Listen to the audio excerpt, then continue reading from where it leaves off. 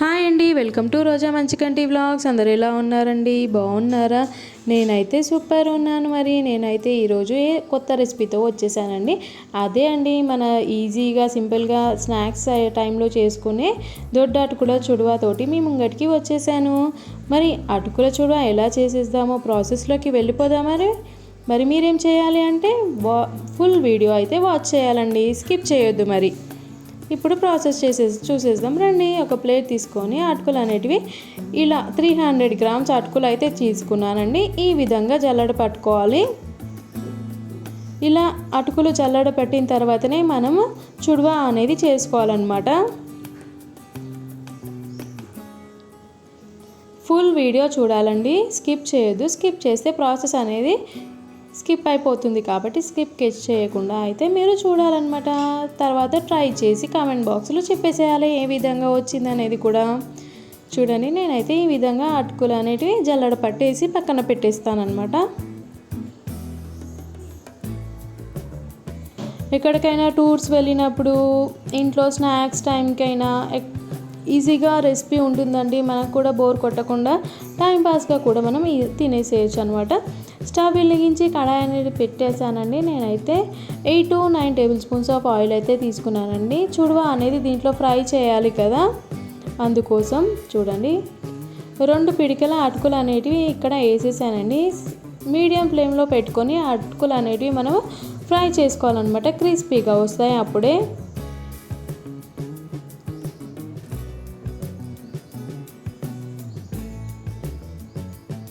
చూస్తున్నారు కదా, ఈ విధంగా అటుకులు అనేటివి ఏ విధంగా ఫ్రై అవుతున్నాయో. అటుకులు అనేటివి ఆయిల్లో ఫ్రై అయిన తర్వాత పైకి లేస్తాయన్నమాట. చూడండి,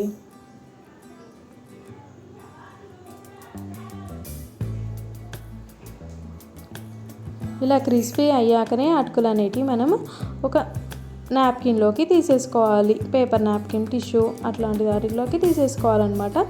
సిమ్లో పెట్టుకొని చేసేసుకోవాలి. ఇదంతా తీసేయాలన్నమాట. తర్వాత మళ్ళీ కొద్ది అటుకులు అనేది యాడ్ చేసేది ఆయిల్లోనే యాడ్ చేసేసి ఈ విధంగా ఫ్రై అయితే చేస్తున్నాను. ఇలా చేసి క్రిస్పీగా ఉంటాయి, చాలా టేస్టీగా ఉంటాయండి. పిల్లలకు కూడా బోర్ కొట్టకుండా ఉంటుంది. డైలీ ఒక ఐటెం లెక్క చేసుకుంటే బాగుంటుంది. కొద్దిగా ఆయిల్ అనేది తీసుకున్నాను. దీంట్లో 1/2 కప్ పల్లీలు కూడా యాడ్ చేస్తున్నాను.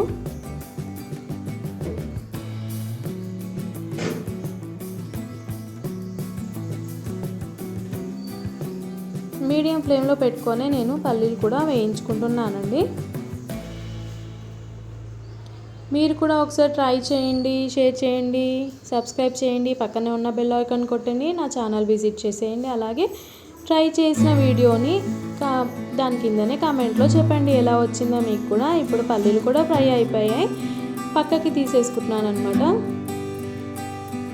సన్న అటుకుల చుడువా ఉంటుంది కదా, ఆ విధంగానే దొడ్డ అటుకుల చుడువా అయితే ఈ విధంగా చేసేసుకోవచ్చు. ఇది కూడా చాలా టేస్టీగా ఉంటుందండి.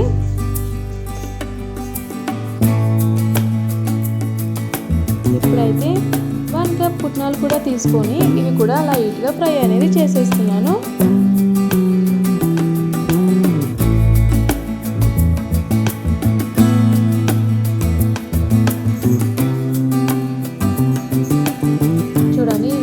బ్రౌనిష్ కలర్గా వచ్చేస్తున్నాయి కదా, ఇవి కూడా సైడ్కి తీసేసుకోవాలి. ఈ టైంలో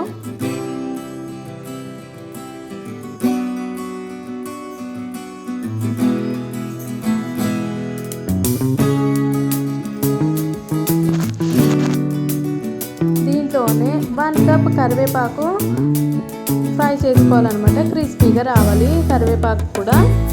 చుడువాకి కరివేపాకు క్రిస్పీగా ఉంటేనే బాగుంటుందండి. నేనైతే దీంట్లో పచ్చిమిర్చి అనేది ఎక్కడ యాడ్ చేయలేదు. ఎందుకు అంటారా, నేనైతే కారం పొడి పౌడర్ అయితే యాడ్ చేసేసానండి. ఈ విధంగా క్రిస్పీగా కరివేపాకు కూడా మనకి రెడీ అయిపోయింది.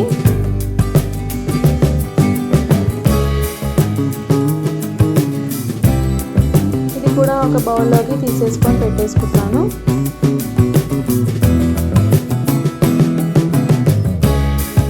ఇప్పుడు అటుకులు అనేవి ఒక గిన్నెలోకి తీసానండి. దీంట్లో లైట్గా చిటికెడు పసుపు అనేది యాడ్ చేశాను.